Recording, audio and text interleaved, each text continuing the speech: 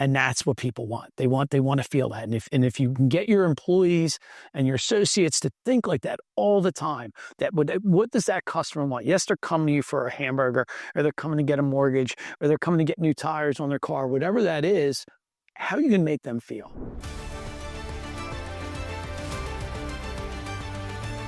Today, we got John Serock from Serock Catering. John has welcomed us into his office, into his studio here. John, thanks for having us here. This is awesome. Thank you guys for coming in. Catch me right the end of our seasons. This is perfect. I still have a little bit of energy left, and before I go into my winter hibernation, so all good. Don't we all? Yeah. And funny enough, I know John from basketball. We play basketball every Saturday morning, and obviously Matt's a big basketball guy. I was a shooter in my day. He's a lefty too. Oh God, it's the worst. They caught me by surprise when we were playing the one time. I was like, oh, all right. Yeah. Okay. Yeah.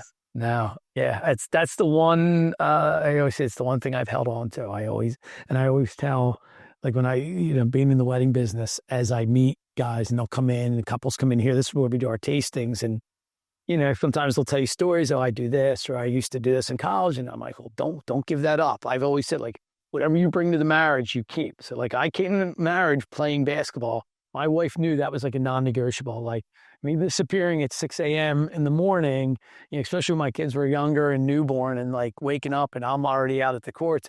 That's my thing. Like I don't go to the bar after work. I'm not out with my friends late night. That's my thing. I'm out playing basketball. And I had a guy one day, he just got back from the Olympic trials. He was a rower.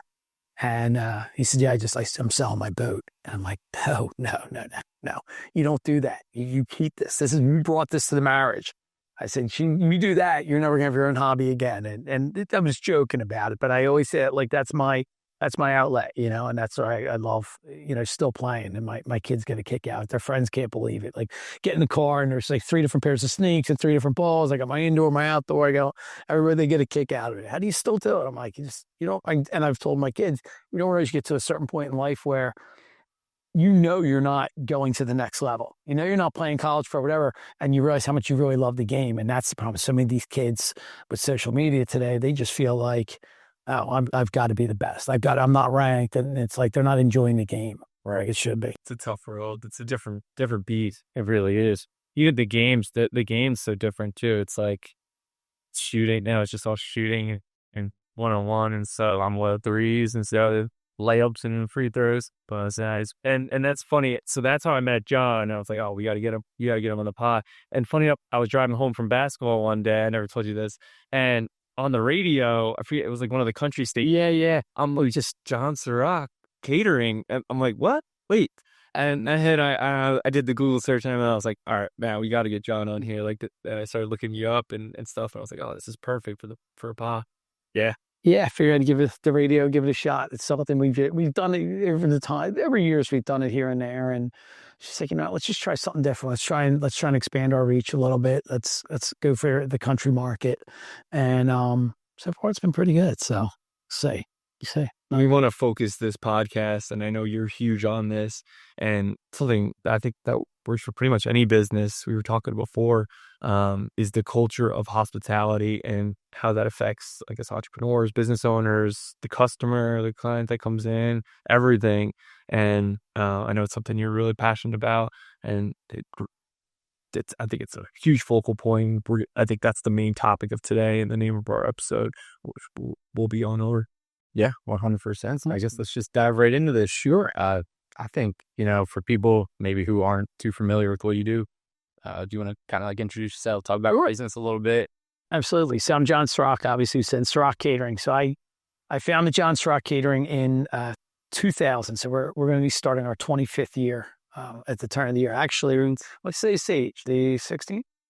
My first event was 24 years ago tomorrow. So pretty ironic. I just realized that the 12-17's always been cemented in my head. So I had I say odd childhood. It's odd in that if you go back and look at my 8th grade yearbook, everybody had like, I want to be an NBA player, I want to be a talk show host, on this John Serock, I want to be a chef. And people laughed about it. And like, years later, when I eventually started my catering company, people were like, hey, my parents are moving. They were cleaning up the act. They found our 8th grade yearbook. You said you wanted to be a chef. I said, yeah, I know. And then my wife, we get together, we meet, and at that point, I had to like find it. I had to go to my mom's, find the old yearbook. And my wife's like, you got to be kidding me. Like, how many kids at that age do it? And they're like, no, that's what they want. And they stick with it. And for me, the ultimate thing was I started, my uncle owned a bar. It was called the Bungalow Inn in Clifton Heights. And it was just like a corner working man's bar. And his kids, like, we would go there a couple times a year for like, they'd have Christmas parties or family events. And everybody in the family worked there at different times in their life. And this was it's my mom's second cousins. Ironically, I'm having dinner with them all tonight. We started this dinner, they started 40 years ago, and we started about 25 years ago because they came back later in life. So when I was in high school, I started working there and just immediately loved the hospitality business. Didn't realize that what the hospitality business was. I just really loved you're a 13-year-old kid and you're there and there's music and people are dancing and drinking and having fun and it was celebrations. And I'm like, this is pretty cool. And then at the end of the night, you're getting tips. And it's like, God, I'm walking out like, wait, I got paid and I got a tip. And that was it. I mean, that was like the first time I got a tip, like my life changed. Like, that's it. Like, so if I smile, if you ask me to do a task and I do it, because that's the thing with hospitality, you get that instant gratification. And that's the one thing we'll touch on with hospitality is it's that instant gratification that, if you do a big project, if you're a pharmaceutical, if you're in pharmaceutical and you're developing a drug, you could work 30 years on getting that. You may never even see the people it really affects. Opening a door for somebody, clearing a plate, refilling a glass of water, like right there, you get that instant, that thank you. And it's like, wow, I just provided. And from a hospitality standpoint, service is the expected outcome. Hospitality is how you make people feel. So fast forward, I knew I wanted to be in that field. I got accepted and went to Johnson & Wales University in Providence, Rhode Island. At the time, they billed themselves as the largest hospitality educator in the world. Rhode Island was where we were located. When you get into downtown Providence, they had a pineapple hanging, which is the international sign of hospitality. And it's just like the whole city. So you were immersed in this, a very small town, but everybody, good amount of people outside of the Brown University and the other things, everybody was really there for Johnson & Wales. And so I went through, got my 4-year degree. When I had to fill out my freshman year, we had to kind of write our career goals. And I put down that, within 3 to 5 years of graduation, I wanted to start my own catering company. And within 5 to 7 years, be the largest caterer in the country, in the Philadelphia area.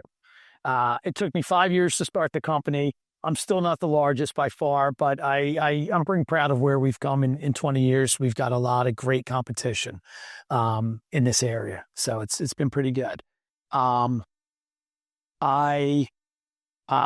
When I graduated in 1995, I worked in restaurants for a couple of years. I worked in some chain restaurants. I managed an Irish pub. And then one day I just 5 years in was like, I'm done. It's time to do my own thing. A friend of mine had asked me to cater a party for their family and I did it and was like, that's it. And I've no turning back. So I love it. That's a great story. Well, that a lot. And it's crazy that you knew like immediately and you like stuck to that and just like moved up and up and up and up until started out washing dishes, cooking, bartending, serving, managing to owning. And it says a lot too. Like obviously you've been around for 24 years, like you said, like it obviously means a lot to you. Like and knowing like seeing I love that people that do like every little job and then start working their way up the ladder. Like that's like the goal. Yeah, absolutely. Yeah. And what does like, so for people that don't know, like what is the culture of hospitality? Like what does that mean? And why is that like so important for people just in business, whether it's hospitality or not? Just why is that so important? Yeah. I mean, like I said, service is the desire, is the expected outcome of a task. Hospitality though is how you're going to make people feel along that. And there's a million books out there, especially in our industry. You read about, Danny Myers from New York's kind of the one that really, like the Gramercy Tavern is the one that's kind of started that message and this like culture of hospitality. And a lot of people, I don't like saying, oh, we bought in, but it's the truth. It's what we've always lived. We just never made it, never got up on our soapbox and said like, hey, this is what you have to do. Like for me, I look at it as if all products are equal, if it's a restaurant and I'm selling a burger for $15 and you're selling a burger for $15 and we're buying it from the same place and we're both getting somebody from the university to serve it, what's going to be the difference to make you come to me instead of you? And it's how do my people make you feel? It's yes, the lighting could be, maybe you got better TVs, maybe you like my French fries better, but at the end of the day, it's how do you make people feel? And like when they come in, that feeling, and it's got to be that you really have to recognize that the customer in every industry, the customer is they're paying your bills and they've got a choice. And the old adage, the customer is always right. And people are like, well, they're not really. Well, they are. Because they're making a decision. Like you're not holding a gun to somebody's head saying, hey, you've got to come eat at my restaurant. They're making a decision where they want to go. And people want to do business with people they like. So if you're selling a mortgage, it's who's making it easy. Okay, great. Maybe you're taking a less of a percentage, but you've got it's taken months to get the paperwork. And what's the culture of hospitality there? Hey, look, I know you're busy. Let me come to your office. Let me come pick up your tax returns. Let me come pick up what you guys need. Let me help streamline this for you. My wife and I are going through, we're building a bar in our basement. And a couple of years ago, we did a kitchen remodel. And somebody told me, get a kitchen designer. And I'm like, I'm not spending this crazy money. We found this woman who turned out was very affordable and was phenomenal. And the number one thing she did that brought us back to her again was she valued us and she respected our time and knew. And said, okay, I know you're both busy. So here's when it's time to pick out cabinets. We're going to meet at 11 o'clock at this place. And we showed up and she had the floor samples there. And she said, based off of your design, these are the only 7 cabinets you can pick from. And these are the colors that fit in with this. And you can do this. And John, you wanted this sink. And here's what we're going to do for a counter. And had all this. We were in and out in an hour. Process that take people days and days and days. And we walked down. We said, God, we really felt like she listened to us. She understood what we wanted and she gave us what we needed.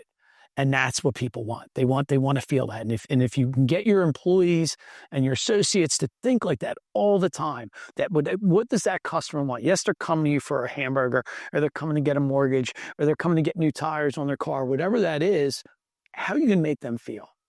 The rules, the big thing that I always like, the rules to do business with me. No.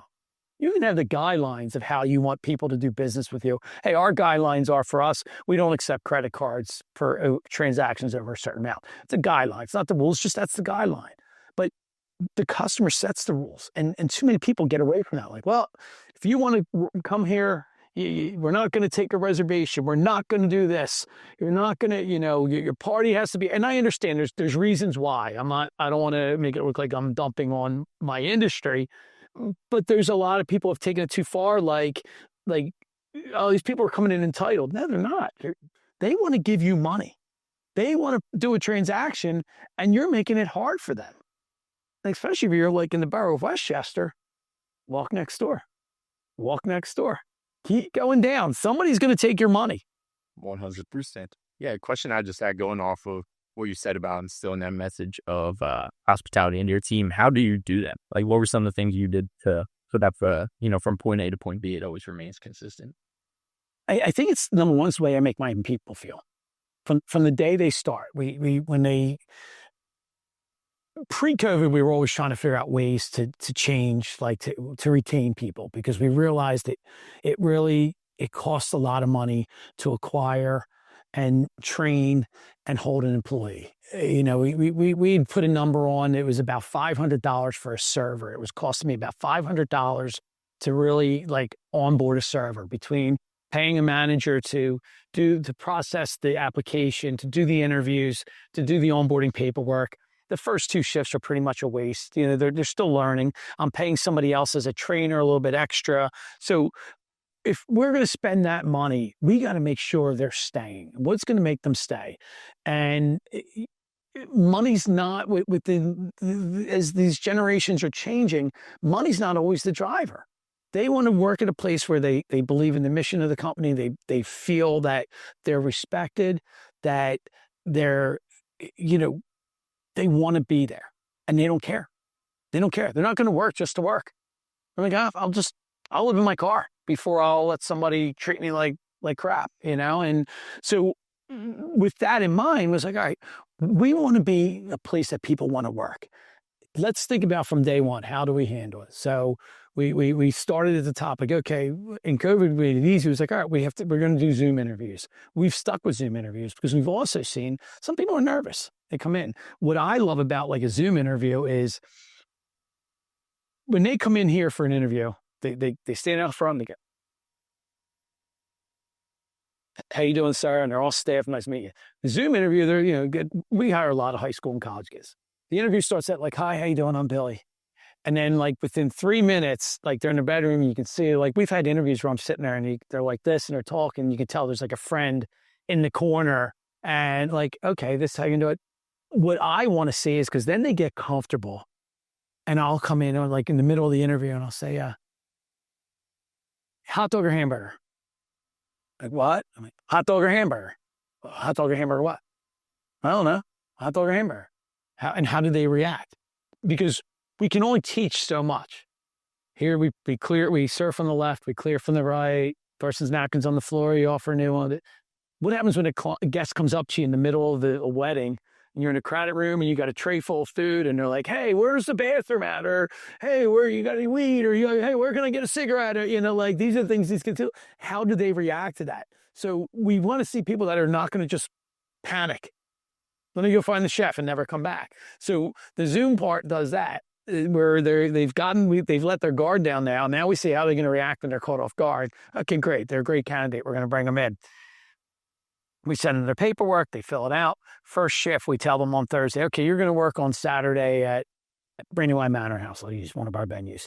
Make sure when you get there, you have to park in the back of the lot. You'll see, you're going to see a wide open lot, and then you're going to see all the cars in a cluster. That's where the staff parks. Make sure you park there. We want to save for the guests. We want the guests to come and have a quick in and out for a wedding. If they're running late, we don't want them walking from the back of the parking lot because the staff is taking up all the spots.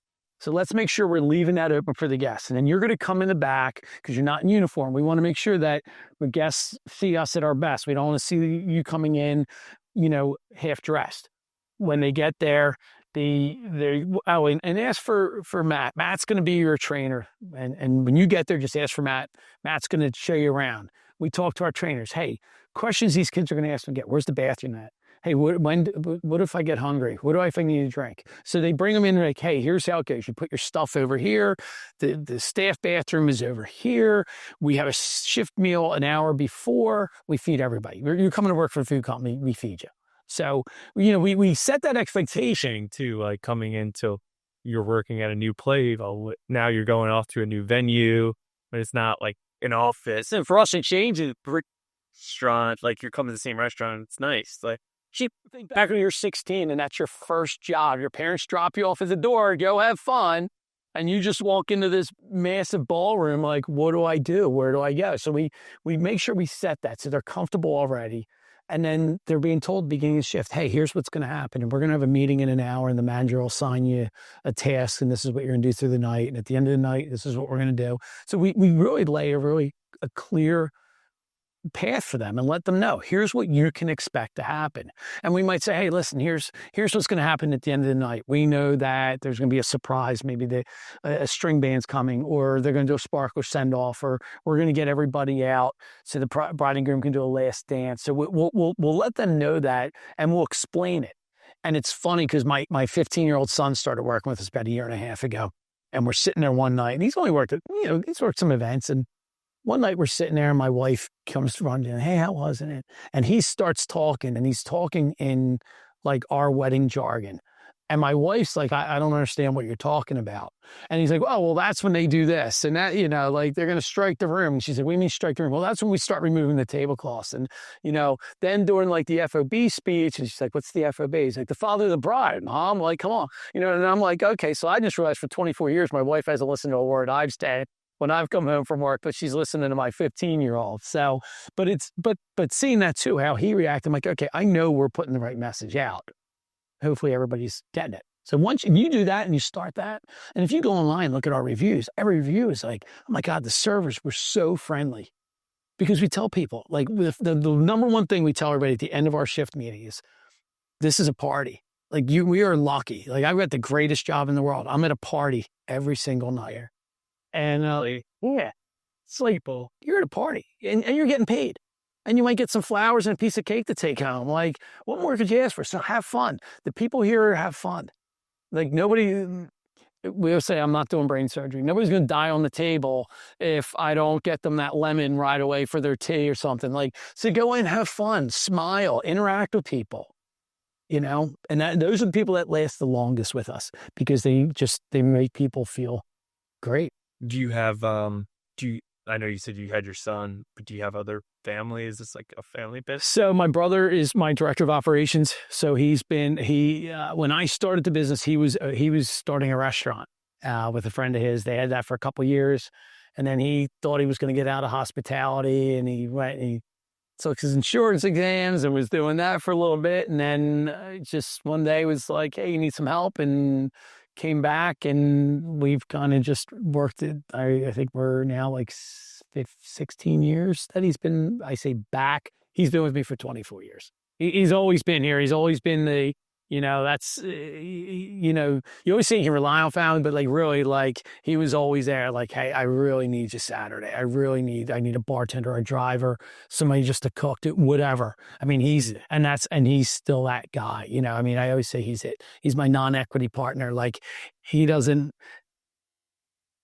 treats this like it's his business, and he does the tasks that nobody else does. And he's the one that makes sure that, the trucks are fueled up and they're packed and they're on time. And when somebody's got a flat on the side of the road, he's usually the one running out there to help. And somebody gets hurt on the job and they got to get urgent care, he's usually like, hey, I'm on my way home. Let me swing by and pick them up. Like he does all the behind the scenes stuff. I'm the face, but he's really the one that like keeps us. Yeah, it's invaluable, like to have somebody like that on your team and your way, and Jordan like trickles down too from the hospitality part. People seeing someone doing that. Oh yeah, absolutely. It's awesome. 100%. So back to kind of the hospitality side of it. How have you seen that directly impact like growth of the business? When I started the business, I can remember the first couple years, like, how do I get to this next level? How do I get to this next level? Like, I hear about these bigger caterers that, like, when I grew up, I heard people talking about, like, at the time, it was like the Jimmy Duffys and Finley. And, there was these names, Connor Catering. You'd hear these names and like, how do they get to where they are? And then you find out they're like 30 years in business, 40 years in business, 50 years, third generation, second generation. But I never, like, I just felt like I was always like grinding and just never, and I don't want to say I didn't feel like I wasn't getting a break. I just was like, I don't understand. How do they get these bigger events? How do they get to do the 500 person events, the 600 person events? And then like one day, all of a sudden, it was like, get a phone call and it was like, hey, you did my son's christening and he's now graduating 8th grade. And I'm like, oh, 12 years? Oh yeah, it's been like 12 years. Wow. Okay. Can you do the party? Yeah. And I was like, hey, you did my daughter's Holy Communion. She's graduated high school. Oh, cool. Hey, you did my daughter's Holy Communion and now she's getting married. And now, and I realized that, like, and I knew this from day one when I started this business, that it's not a restaurant. I couldn't just, like, I quit my job. I was in chain restaurants and said I was going to be a caterer. And I wrote a letter. The vice president was coming in to move me to another location. And I said, nope, here you go. I'm starting my own business. And then the next day I'm like, all right, what do I do now? Because it's not a restaurant. I can't just hit the open sign in the window. I'm booking events right now for 2 years out. So it takes time to build that. And then all of a sudden you hit that click. And the one thing once that started happening, I said to people, okay, like, we obviously did a good job. There's this expectation. The client has this expectation because we did this for them. Like, we provided them. They knew they were getting, shrimp cocktail. Sure. They didn't expect that, at the time I was going to have lemons wrapped in like the cheesecloth, like at the fine restaurants. I mean, we don't do all that stuff anymore, but there's those little things you did. Hey, they knew I was going to provide a coffee service. They didn't know that I was going to have homemade pizzelles because it just happened. My mom was making them that week and was like, hey, this is a good client. I remember her saying she loved pizzelles. Like those little touches were the things that we did early on that it just kind of, it steamrolled, and the staff understood that as we got busier. And like people will say, like once in a while I'll go in the kitchen, I'll say, hey, Mary Smith called, my chef was like, wait, I remember that name. And she'd go, oh my God, yeah. Like we did Christmas Eve for them. And then we did this party. And then, unfortunately, like her husband passed away and we had to do that party, but that celebration life, but like we were the first call. And we've had so many of those moments, especially in the last 2 years, where I've walked into, like we did a celebration of life a few months ago. And I walked in and the niece of the gentleman that died came over and said, hey, I don't know if you remember me, but my uncle was your first landlord. And I'm like, oh my God.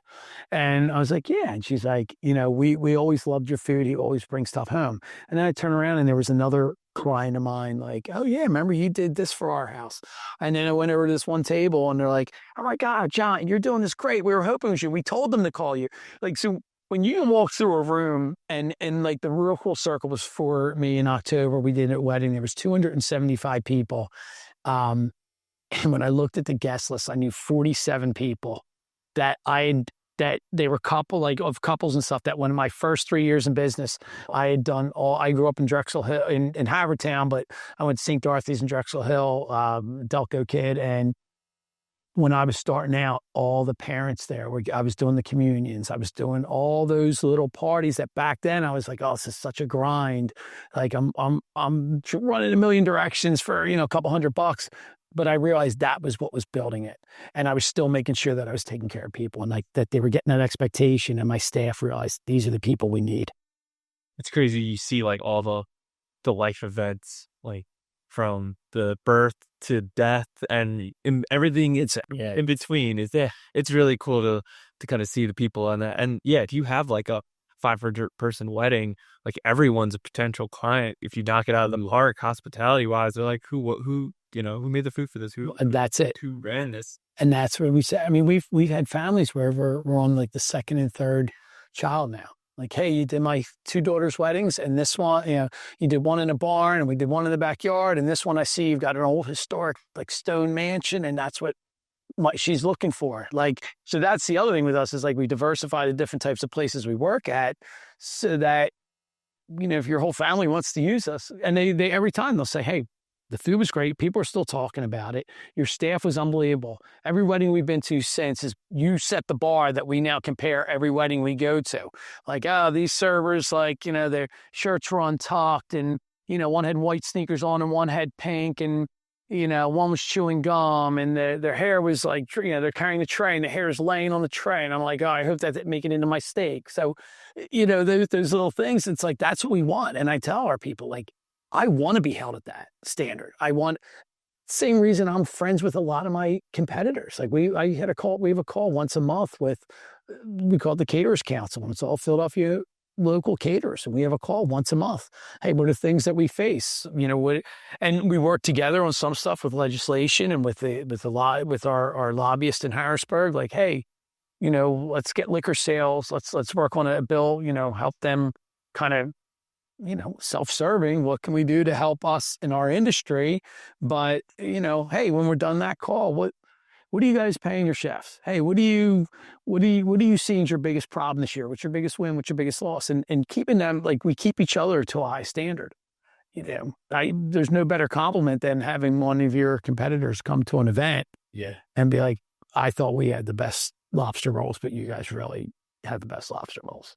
And your people, like, when you see them like talking to people, it's like, don't be trying to take my staff. That's how I know we are extending what people want. Yep, exactly. It's cool. How not to get on the negative side, but how have you seen like something that negative happen that you've like hospitality wise has like kind of turned that into a positive or growth? You had anything like that experience? We try and be 100% all the time. Yeah, we obviously do, but I've noticed. And it's tough because if you go to a restaurant and you've got a problem with your food, you're my customer. right? And there's a problem. I've got to make you happy before I go. If it's your child's wedding or your niece's wedding, right? It's your niece's wedding and you've got a problem with your food. I've got to make you happy, but I got to make sure I make you happy enough that mom and dad that paid for it don't get Phone call. the bad story, right? And I say saying the bad story, but like, listen, we're feeding thousands of people every weekend. Sometimes everybody's steak at the table, and sometimes it's a matter of taste. We tell everybody our steaks are all medium rare. Everybody's steak at the table is medium rare. Yours is closer to medium, but you don't like it pink, and you're calling your sister the next morning to say they served me a raw steak. Meanwhile, everybody else at the table cleared it. So for me, it's coming out and it's always, oh my God, I'm so sorry. We're going to get you another one. You prefer no pink? We're going to take care of that for you.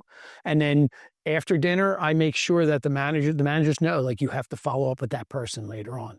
They also give me a recap. I get recaps every Monday morning from every event with every issue we've had, anything that came across. And it might say, hey, there was a guest that had a severe allergy, and we told her we couldn't accommodate that, but we would take care. We'd get her fed and send somebody to the store, and they ran and grabbed, a piece of chicken, and the chefs were able to cook it. And even though she had to eat alone, we still accommodated. Like, sometimes people don't read that response. So, and that's my staff now. Like, we never say, oh, sorry, that's all we can do.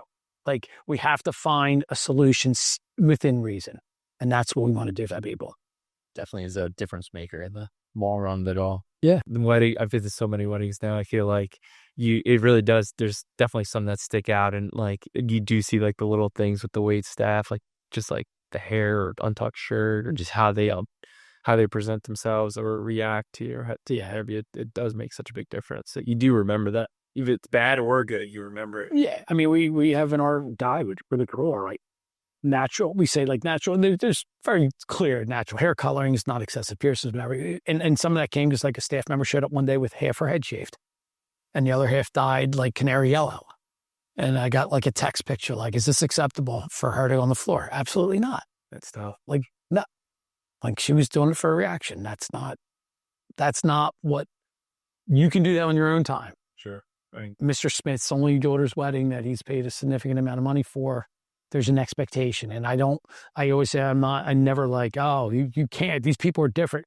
I have no problem with it. I just know what the client expects. It's all about the client at the end of the day, like how they're going to react, what they're going to say, because that's right back to you directly next. Yeah. Exactly. So yeah, if you had to start again, what are, 3 pieces of advice you would tell yourself? It's to go back 24 years. Yeah, but it's not, because, and that's, everybody says, oh, if I had the knowledge I have today, I think that the battle, obviously there's a lot of things I would change. I think I probably would have been a little more aggressive when I was younger, because it's made me a little, I would have tried to expand a little bit more. But I'm glad I didn't, because I always said I grew at a pace that I was comfortable with. I grew like 10% to 15% a year over year. I never went from 1 truck to 5 trucks, 5 employees to 15. It was always enough that I felt I had that control. And then I hit a point a few years ago where I said, okay, you know what? I don't need to have all this control. The one thing I would do is I would lean on my employees a lot more. Like if I started over, you always hear hire. For me, it's like you don't have to be the smartest person in the room. And it took me a long time to realize that. It's okay to not know every part of your business. It's okay to not understand it. You need to have a nice general knowledge, but I can't be the expert on what a 27-year-old female is looking for in a wedding. I can't be the expert on every type of cuisine and what type of rice that your family, Nigerian rice and what you're found. Yeah. I can't be the expert on everything, but I can have enough knowledge that I can know that I can trust you in the kitchen to take care of it. I know as my salesperson, you're going to take care of the people. They love knowing that somebody trusts them, that like, especially for this being my baby. My employees love that. I'm like, hey, I'm going away for the week and we've got 7 weddings and I know you guys are going to take care of it. And I know you're not going to call, I don't say it, but you're not going to call me for every little thing. You're going to fix it. And it took like forever. Like I was handling the phone calls or the call outs and I was dealing with every salesperson. And I realize now like how everything just runs so nice because people want to do the job for you. And it's tough to let go too, especially at the beginning, like even my business and stuff. It's like, oh, like you don't want to give up even the easy stuff, or No. you just don't want to give it up because you have to trust somebody else. And it's hard because sometimes what you have to do is, with too many people, and I think the one thing that too many people, when they start business, they don't value their time. They never think about their time. Wow, it's genius. And so, right here in Westchester, we're in this is like the Start tasting room, our consultation room. We have 2 of these, so we do multiple. Got to get here, ate the food, meet John, his team. They're awesome. This is great. Thank you. Absolutely. Thanks. Thanks for having us. Thank you guys for having me. I really appreciate it. This is fun. It's awesome.